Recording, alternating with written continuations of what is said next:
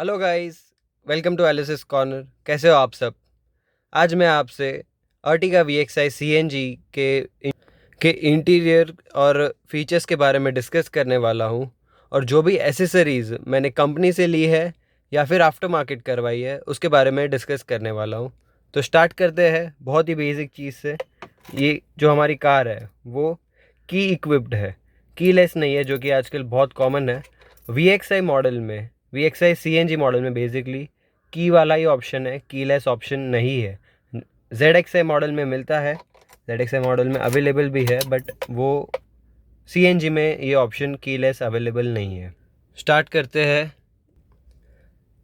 Indicator से। ये indicator में जितना भी यहाँ पे ऑप्शंस दिखा रहे हैं वो सभी लाइट्स हमारी कार स्टार्ट होते वक्त ऑफ हो जानी चाहिए। अगर कुछ भी लाइट स्टार्ट है तो कुछ ना कुछ आपका ऑप्शंस ओपन है, जैसे कि लाइट चालू या कुछ ना कुछ प्रॉब्लम है। अभी मैंने फ़िलहाल सीट बेल्ट नहीं पहना है तो सीट बेल्ट का इंडिकेशन दिखा रहा है, और वो हैंड ब्रेक का इंडिकेशन दिखा रहा है, और ये मेरे वाटर लेवल का दिखा रहा है, कार के वाटर लेवल का दिखा रहा है। तो और सामने जो है आपकी कार CNG या पेट्रोल, ये CNG पे कन्वर्ट होने वाली है कार। कोई भी कार कभी भी स्टार्ट होगी तो आप स्टार्टिंग में पेट्रोल पे ही होगी, उसके बाद CNG पे एक छोटा सा साउंड आएगा और वो CNG पे कन्वर्ट हो जाएगी। उसके ऊपर किलोमीटर्स दिखा रहा है और साइड में स्पीडोमीटर। अगर आप ये आवाज़ सुन सकते हो, सुने हैं तो अभी देखिए आप, मेरा कार CNG पे आ गया है। इसमें कंपलसरी नहीं है आपको CNG यूज़ करना, आप ऑल्टरनेटिव फ्यूल भी यूज़ कर सकते हो। वो बटन आपको यहाँ पे देते हैं, देखिए मैं वो बटन प्रेस करने वाला हूँ और यहाँ पे स्विच हो जाएगा पेट्रोल। अभी कार पेट्रोल पे आ गई, वापस स्विच किया मैंने, तुरंत CNG पे आ गई। उसके बाजू में ये जो बटन है ये फॉग लाइट के लिए है, जो कि एडिशनली मैंने अपडेट करवाया है। कार में, कार के बेसिक कॉस्ट में इंक्लूडेड नहीं था, इसके लिए मैंने एडिशनली पे किया है। ये जो है वो हमारे हेडलाइट एडजस्टर है। ये आपको हाईवे पे बहुत काम की चीज़ है। थोड़ा सा एडजस्टमेंट होता है हेडलैम्प्स का आगे, अप टू 5 सेटिंग्स है, बट ये बहुत सिंपल है। आपको सिर्फ यहाँ पे स्क्रॉल करना है और आगे हेडलैम्प्स अपने आप एडजस्ट हो जाएंगे। बात करते हैं स्टीयरिंग की। स्टीयरिंग में ये कंट्रोल्स दिए गए हैं लेफ़्ट साइड पे, call, pickup, cancel, Bluetooth connectivity, song, forward, backward, volume up down, और 3 मोड है, USB mode, Bluetooth mode and FM। ये सॉन्ग को आप म्यूट कर सकते हो, पॉज कर सकते हो। स्टीयरिंग में बेसिक फैब्रिक लगा हुआ होता है, उसके ऊपर ये स्टीयरिंग कवर मैंने एडिशनली लगवाया है। ये स्टीयरिंग नॉब भी मैंने आफ्टर मार्केट एडिशनली लगवाया, लेदर स्टीयरिंग कवर भी आफ्टर मार्केट करवाया मैंने। ये जो वुड फिनिश आप देख पा रहे हो ये 10 पीस सेट है जो मैंने कंपनी से करवाया है। आप देख सकते हो बहुत ही सूट करता है अर्टिगा। मारुति सुजुकी को हम थैंक्स करना चाहते हैं ये फ़ीचर आप देने के लिए। मैं आपको वीडियो के आगे दिखाते जाऊँगा। और ये आप देख सकते हो 1 2 3 4 5 6 पीसेस यहाँ पे है। 2 सेकेंड रो में है वुडन के और 2 थर्ड रो में है। इसके अलावा ये जो म्यूज़िक सिस्टम है ये भी मैंने अपग्रेड करवाया है कंपनी से। बेसिक नॉन टच स्क्रीन छोटा सा डिस्प्ले आता है जो म्यूज़िक सिस्टम के लिए होता है। हमने ये सोनी का XAV3000 अपग्रेड करवाया है। ये सेमी टच स्क्रीन है, स्क्रीन तो पूरा टच स्क्रीन है, पर यहाँ पे मैनुअल बटन्स भी दिए गए हैं जो कंफर्टेबल है, क्योंकि आप यूज़ कर सकते, एक्सेस कर सकते हो। कभी कभी टच स्क्रीन में प्रॉब्लम हो जाता है आपका, इसमें हुआ नहीं है। सिस्टम बहुत अच्छी है, but in case long term में आता है तो आप ये बटन्स के वजह से बहुत ही अच्छा पड़ता है। फिर ये पार्किंग लाइट्स तो आप सबको पता ही होगा, बट ये राइट साइड का जो है आपका सिक्योरिटी अलार्म सिस्टम है। जैसे ही आप कार लॉक करते हो यहाँ पे एक रेड लाइट ब्लिंक होना स्टार्ट हो जाएगा, उसका मतलब आपका सिक्योरिटी सिस्टम एक्टिव है। इसके अलावा ये जो AC का सिस्टम्स दिया हुआ है यहाँ पे, ये मैनुअल है, जो कि मेरे हिसाब से परफेक्ट है। बिकॉज आजकल जो डिजिटल सिस्टम्स आता है उसमें कभी कभी नॉर्मल से फॉल्ट के वजह से डिजिटल डिस्प्ले हट जाता है, तो आपको AC कंट्रोल करने में थोड़ा इनकन्वीनियंस होता है।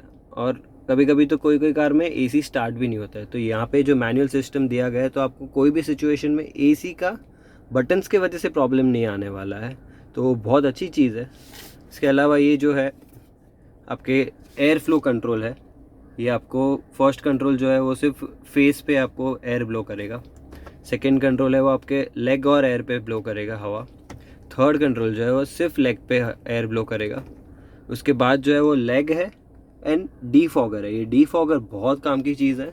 आपको जब भी फॉगी एरिया में जाते हो आप, हिल स्टेशन वहाँ पे जहाँ पे ठंड है पर आपको एसी यूज़ करना पड़ेगा कार में, तो वहाँ पे आपके विंड स्क्रीन पे और साइड विंडोज़ पे सब जगह पे फॉग जम जाता है।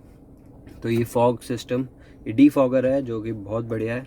इसके साथ में ये लिखा हुआ है आपको एयर, ये जो इंडिकेशन है ये है आउट एयर जो अंदर आना चाहिए, जो कि इधर है।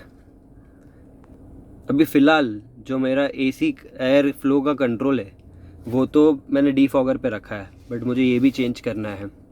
तो ये क्या है और मैं ये भी एक्सप्लेन करता हूँ। ये आपका इंटरनल एयर जो है वो कार का एयर ही घूमते रहेगा एसी में, वो बाहर का एयर नहीं आने देगा। और ये जो फीचर है वो आपके बाहर की एयर को अंदर आने देता है।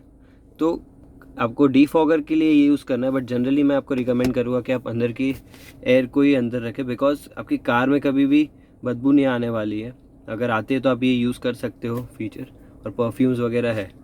पर कभी बाहर की एयर, अभी आप ट्रैवल कर रहे हो और बाहर पे कहीं पे स्मोक आ रहा है, कुछ आ रहा है, तो अगर आप इधर आप एयर फ्लो को ऐसे रखते हो तो वहाँ वो धुआं और वो सब भी अंदर एंटर हो जाएगा। बट ये आपने लॉक रखा, इसमें सफोकेशन का प्रॉब्लम नहीं होता है तो आप कभी भी यूज़ कर सकते हो, बट जनरली सफोकेशन जैसा कुछ होता नहीं है।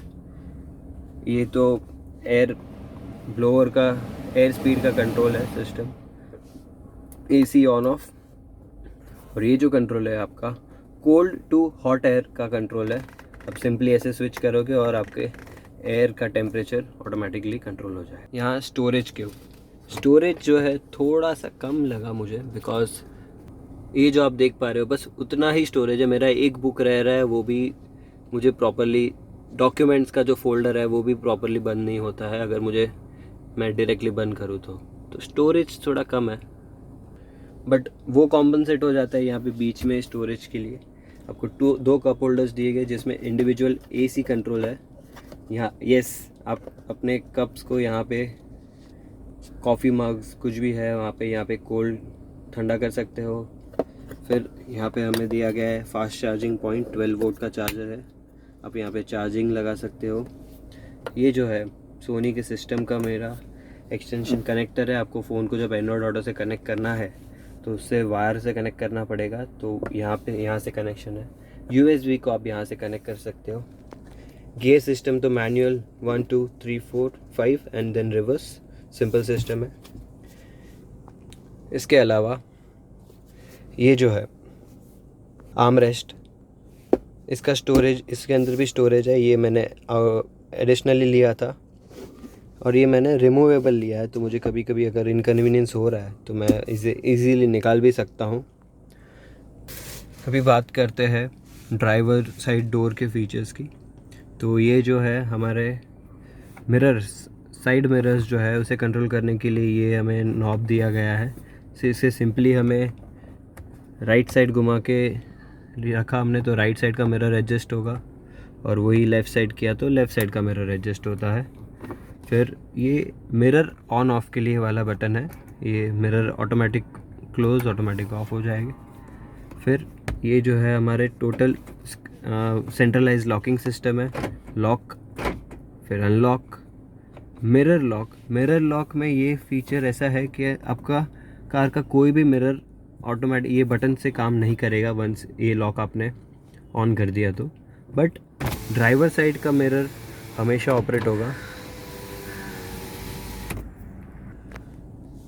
ये मिरर अनलॉक भी किया। ड्राइवर साइड के मिरर में एक एडिशनल फीचर है ऑटो डाउन, इसमें ऑटो ऑफ नहीं है जो कि कई कार्स में मिलता है। बट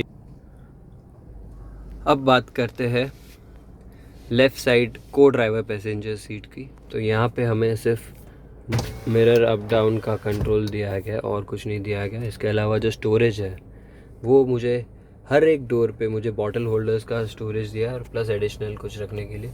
तो जो हमारे यहाँ पे शॉर्ट स्पेस है उसका कॉम्पनसेट हो जाता है, तो उसके लिए कुछ फिक्र करने की ज़रूरत नहीं है। इसके अलावा मैंने ये आफ्टर मार्केट मैट्स लिए हैं और फिर फ्लोर लैमिनेशन करवाया है मैंने, कारपेट लैमिनेशन भी बोलते हैं इसे, जो कि लेदर का है, पूरा 1 पीस है, अप टू 3 रोज सब। ये जो कारपेट है वो टोटल 5 पीस सेट है। 2 पीस फर्स्ट रो के लिए, सेकेंड रो का पूरा 1 पीस, थर्ड रो के लिए 1 पीस और फोर्थ रो एज इन जो हमारा स्टोरेज है डिक्की उसके लिए। अब बढ़ते हैं हम सेकेंड रो की तरफ। ये जो है हमारे सेकेंड रो का लुक है। ये सीट कवर्स मैंने आफ्टर मार्केट लगवाया है, आर्म रेस्ट के ऊपर भी सीट कवर आ गया है। ये आप फ्लोर मैट देख सकते हो, यहाँ पे भी हमें एक चार्जिंग पॉइंट दिया जाता है। ये स्टोरेज मिल गया मुझे, और भी स्टोरेजेस है यहाँ पे, बॉटल होल्डर्स देख सकते हो आप। रेयर सेकेंड रो में भी मुझे सिर्फ विंडो अप डाउन का ही ऑप्शन मिलता है। इसके अलावा आप कार में जो कर्टन्स रखते हो,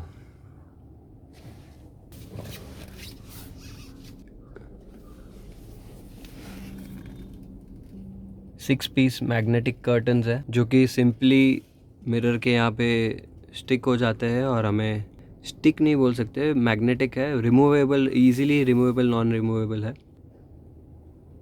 नॉन रिमूवेबल इसलिए बिकॉज ये डोर के बीच में जाता है, तो जैसे दरवाज़ा बंद है तो मैं नहीं निकाल सकता, बट यही मैं डोर ओपन कर देता हूँ तो वो ईजिली रिमूव हो जाएगी। कार के स्टोरेज की बात करें तो ये देखिए, मैंने थर्ड रो की सीट्स नीचे कर दी है, तो ये इतना बड़ा स्टोरेज मुझे मिलता है।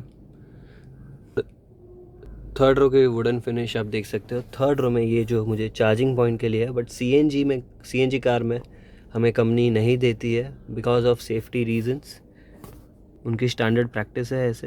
पर यही आप ZXi मॉडल लेते होगा तो आपको थर्ड रो में भी चार्जिंग पॉइंट मिलेगा। सीट बेल्ट्स दिए गए हैं हमें अप टू 7 पर्सन्स के लिए।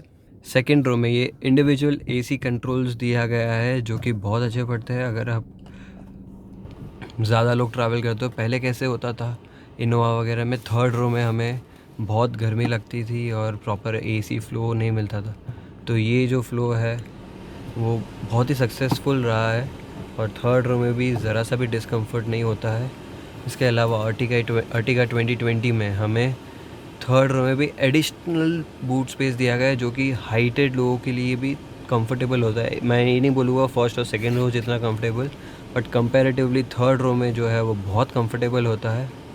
तो चलिए दोस्तों, आज के लिए बस इतना ही। आपको और भी डिटेल में कोई भी वीडियो कार के रिलेटेड चाहिए तो आप हमें ज़रूर कमेंट्स में बता सकते हैं। मैं जितनी कोशिश होगा उतनी ज़रूर वीडियोस बना के भेजूँगा।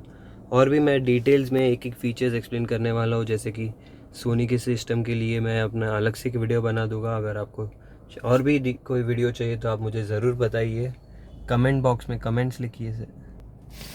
इस वीडियो को ज़रूर शेयर कीजिए, और एक्सटीरियर में आप क्या क्या कार में एसेसरीज डलवा सकते हो उसके ऊपर भी मैं एक वीडियो बनाने वाला हूँ। Thank you very much.